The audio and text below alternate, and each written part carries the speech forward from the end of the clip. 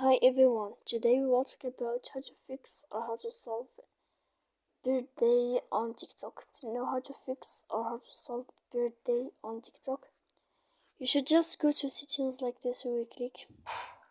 After that, in this page, you will go to apps, default apps, app settings. When you will see this list, you will go down to find the application of TikTok and you will enter. Then here in this page, you will go to click first stop. When you will end this, you will enter to storage. After that, you will click clear cache. Then you will go to click clear data. And when you will end all this stuff, as you see, you can turn off your Wi-Fi. So please don't forget to support us by like and subscribe. See you next time in another video. And thank you for watching.